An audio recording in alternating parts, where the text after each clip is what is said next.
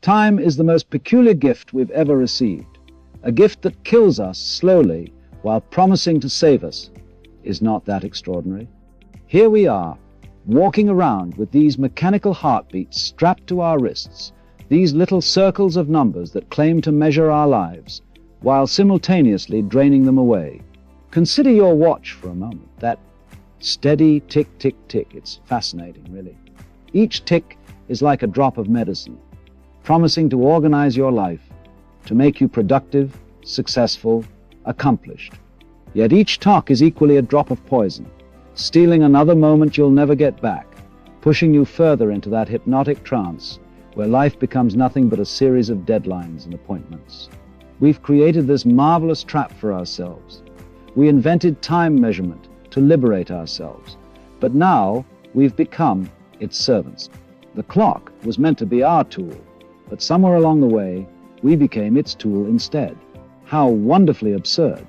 We're like a painter who becomes so obsessed with measuring the canvas that he forgets to paint. How a child experiences time.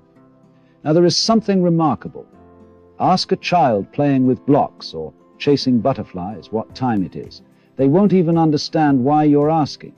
They're completely immersed in the moment, existing in a timeless state we adults have forgotten. They haven't yet learned to fragment their existence into these artificial units we call hours and minutes.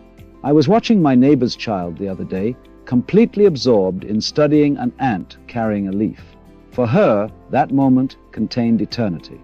Meanwhile, her mother was frantically checking her watch, worried about being late for some appointment that, in the grand cosmic dance, meant absolutely nothing.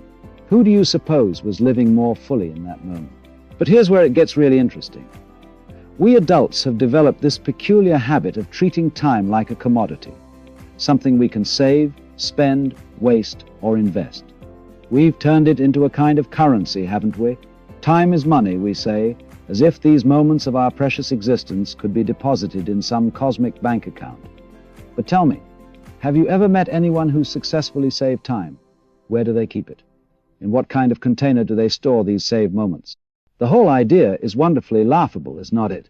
It's like trying to catch wind in a net or hold on to water by squeezing it tighter. The harder we try to grasp time, to control it, to make it behave according to our wishes, the more it slips through our fingers. And yet, hidden within this apparent trap is the key to our liberation. The very thing that seems to imprison us contains the secret of our freedom. Because once you really see the absurdity of our relationship with time, truly see it, not just intellectually understand it, something remarkable begins to happen. You begin to notice that time is not what you thought it was at all. It's not this linear progression from past to future, not this precious resource you need to hoard or optimize. It's something far more mysterious, far more immediate, and infinitely more alive. You've never experienced any moment except now. The past exists only as memory, the future only as imagination. Both are mental constructions happening in this present moment. The only time you've ever been alive, the only time you'll ever be alive, is now. And now, and now. This realization, really feeling it in your bones, is the beginning of a revolution in consciousness that can free you from the tyranny of time. It's not about managing time better or becoming more efficient. It's about waking up from the hypnotic trance that makes us believe we are separate from time, that we need to struggle against it or try to control it. What I'm pointing to here is something that could save you not just 20 years, but your entire life. Because when you see through the illusion of time as we commonly understand it, you'll discover something astonishing. You already have all the time there is.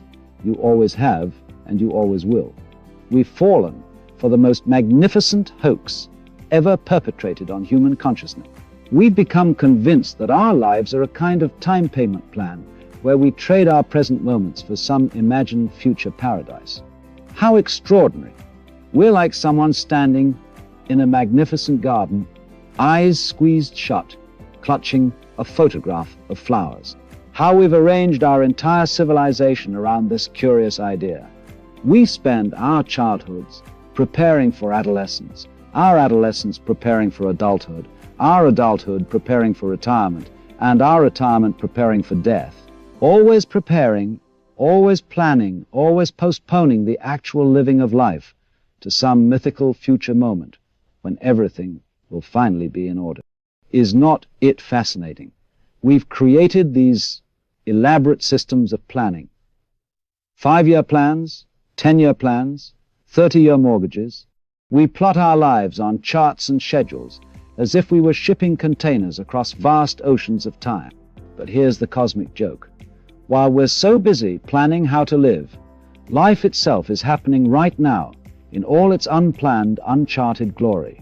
I remember sitting in a corporate office in Tokyo, watching executives shuffle papers and check their calendars. Each one had their day divided into 15-minute increments, as if life could be carved up like a roast chicken and served in neat portions. And there, right outside their window, was a cherry tree in full bloom, its petals dancing in the wind, completely indifferent to their schedules and plans. This reminds me of an extraordinary encounter I had with a Zen master in Kyoto back in the early 1960s. I had arrived exactly on time for our meeting, quite proud of my punctuality. He was working in his garden, completely absorbed in removing dead leaves from a magnificent maple tree. I stood there, watching him work, waiting for him to acknowledge me. 5 minutes passed, then 10, then 15. Finally, he turned and said something that changed my entire perspective on time. He said, picking up another leaf, "When you're so concerned about being on time, you completely miss being on time with time itself." He then pointed to a small stream running through his garden. See how the water moves? It never arrives late to any moment because it's not trying to get anywhere. It's simply flowing with the contours of now. What profound wisdom! We've become so entranced by our mechanical time that we've forgotten natural time entirely. Natural time flows like that stream, like the beating of your heart, like the rhythm of your breath. It's not divided into neat segments. It's a continuous, flowing whole. But we've done something quite remarkable in our modern world. We've taken this natural flow and chopped it up into artificial units, convincing ourselves that these units are more real than the flow itself. It's as if we've drawn lines on a river and declared that each section is a different river. How we've become enslaved to schedules. We eat not when we're hungry, but when the clock says it's time to eat. We sleep not when we're tired, but when our schedule permits. We've created a kind of temporal cage for ourselves, with bars made of minutes and hours, locked by deadlines and appointments. This is not to say that schedules and planning are inherently bad. They're tools, nothing more. But we've forgotten their tools. We've come to believe that these artificial measurements of time are time itself. It's like mistaking a menu for the meal or a map for the territory. The Eastern perspective on time offers us a refreshing alternative to this mechanical view. In many Eastern traditions, time is not seen as a straight line stretching from past to future, but as a kind of endless circle, like the turning of the seasons or the cycle of day and night. There is no final destination, no ultimate goal to reach, just the eternal dance of now endlessly renewing itself. But perhaps the greatest deception of all is this notion of saving time. We rush through our meals to save time, speed through our conversations to save time, reduce our sleep to save time. We've become temporal misers, hoarding minutes like precious coins. But where exactly are we saving all this time? And more importantly, what are we saving it for? The truth is, you can no more save time than you can save water in a river.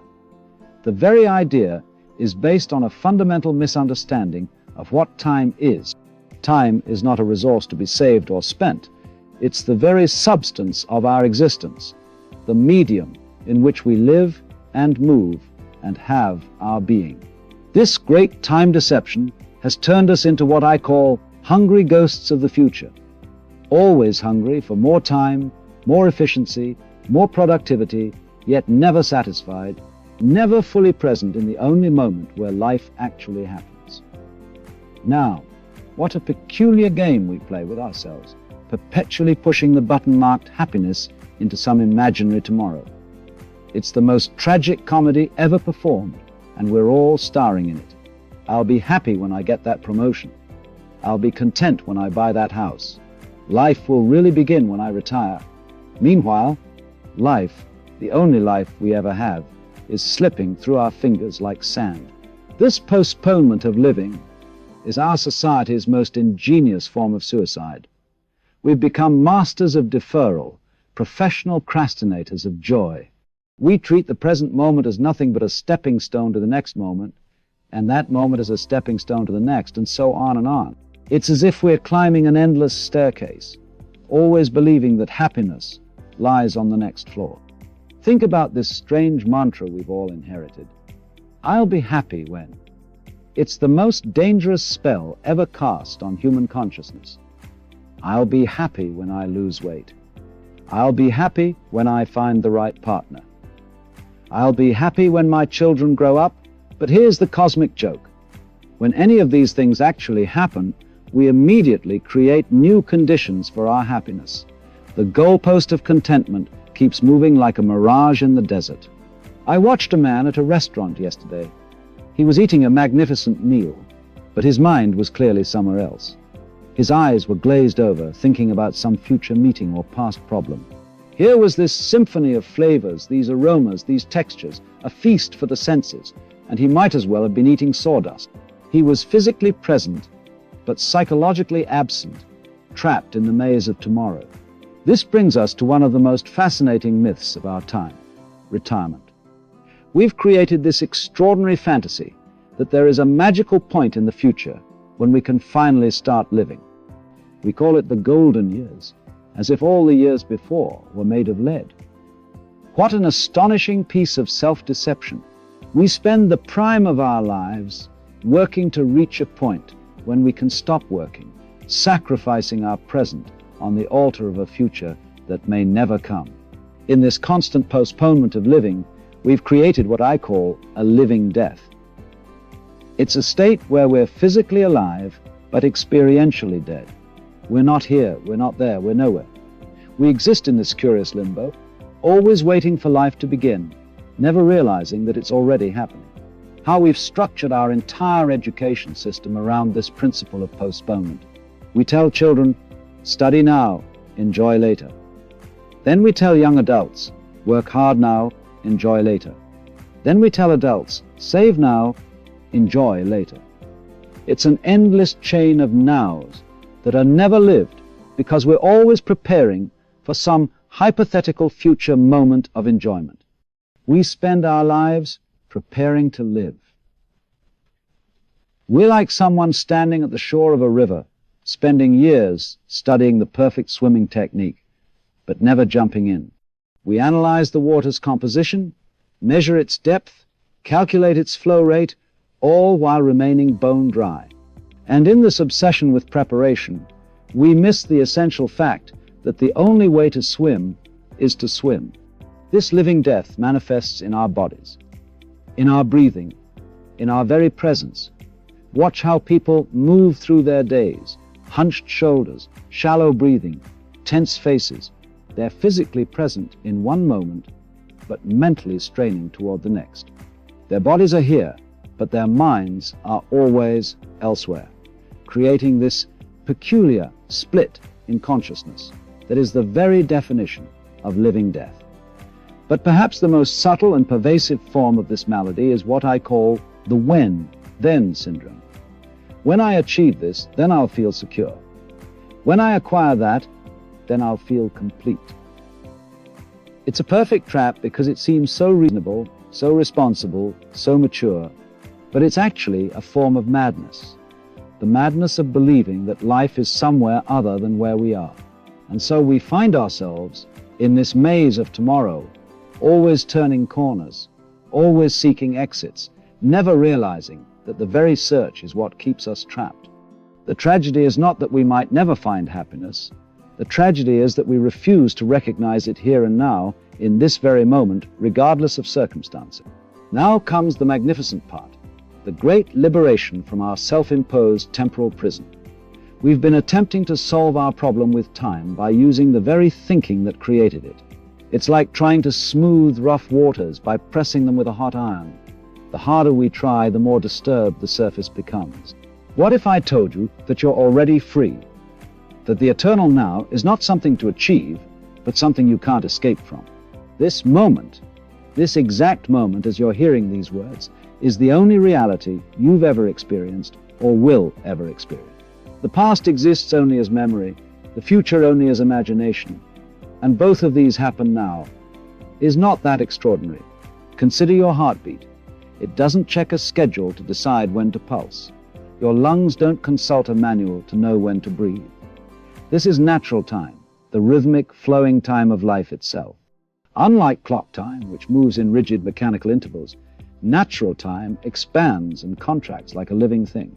Haven't you noticed how time seems to stretch out when you're fully absorbed in something you love, or compress when you're engaged in meaningful activity? I knew a businessman in San Francisco, let's call him Richard, who ran his life like a military operation. Every minute was scheduled, every action calculated for maximum efficiency. He was successful by all conventional measures, yet he suffered from chronic anxiety and insomnia. His life was a perfect example of what happens when we try to force natural time into mechanical boxes. One day, Richard's doctor told him he had 6 months to live. This diagnosis turned out to be incorrect, but it shattered his relationship with time completely. In that shattering, something remarkable happened. He told me for the first time, I understood that all my scheduling and planning wasn't controlling time. It was controlling me. Richard began studying ancient wisdom traditions, particularly the Taoist concept of Wu Wei, effortless action. He learned that the ancient Chinese had 2 different words for time, one for clock time and another for natural time. The difference is crucial. Clock time is a measurement system. Natural time is a living experience. He started practicing what the Zen tradition calls just sitting, not trying to get anywhere or achieve anything, but simply being present with what is. At first, it drove him crazy. His mind kept screaming about all the time he was wasting. But gradually, something profound began to shift. The wisdom of ancient traditions is not about escaping time, but about aligning with its natural flow. The Taoists observed that nature accomplishes everything without hurrying. Trees don't force themselves to grow faster in spring. Rivers don't try to rush to the ocean. There is an effortless efficiency in natural time that clock time can never match. Here's how to apply this wisdom in our modern world. Start by recognizing that clock time is a tool, not a master. Use it for coordination with others, but don't let it dictate your internal state. When you're in a meeting, be fully in the meeting. When you're eating lunch, be fully in the meal. When you're with your family, be fully present with them. Richard began implementing these principles in his business. Instead of scheduling his day into 15-minute blocks, he created what he called time territories, flexible periods for different types of activities. He stopped wearing a watch and started trusting his natural rhythms. Something remarkable happened. His productivity actually increased, but the real transformation wasn't in his schedule, it was in his consciousness. He stopped experiencing time as a series of deadlines and started experiencing it as a flow of opportunities.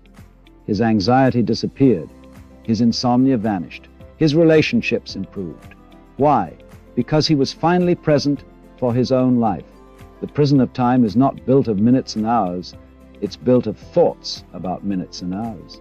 The bars are made of our beliefs about what time is and how it works. When we see this, really see it, the walls begin to dissolve. For 1 hour, try living as if there was only now. Not as a philosophy or an idea, but as a direct experience. When thoughts of past or future arise, and they will, simply notice them happening now.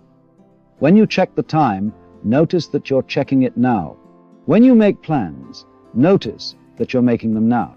Another businessman I know practices what he calls conscious scheduling. He puts everything in his calendar that needs to be there, then completely forgets about it until the moment arrives.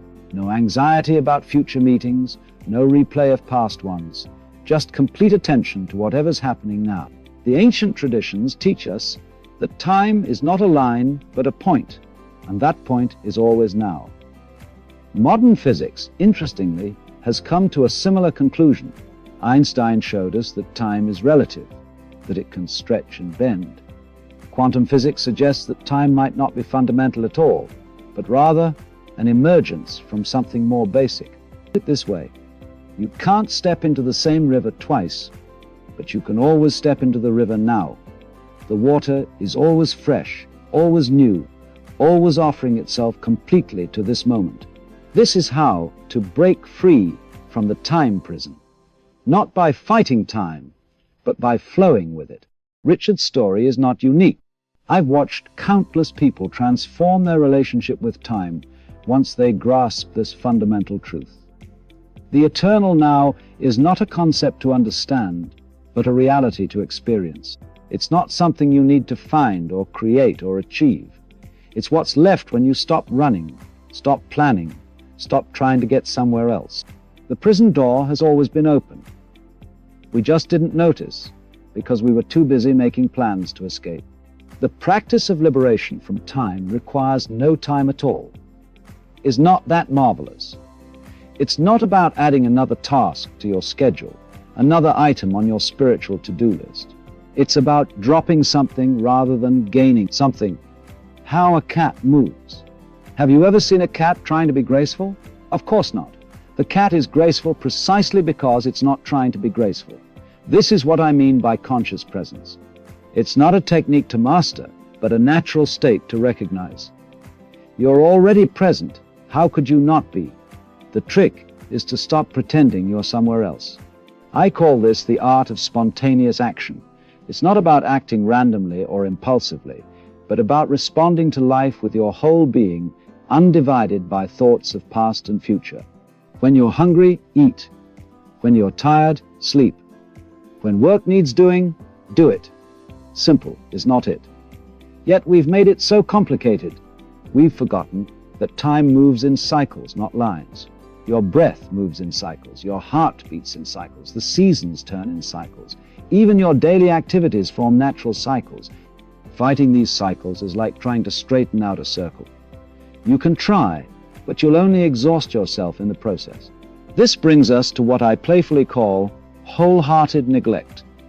It's the art of completely forgetting about time while being totally absorbed in whatever you're doing. When you're washing dishes, wash dishes thoroughly. When you're looking at a flower, look at it completely. When you're doing your taxes, do your taxes fully. The secret is to be so completely engaged in the activity that the you who worries about time temporarily vanishes.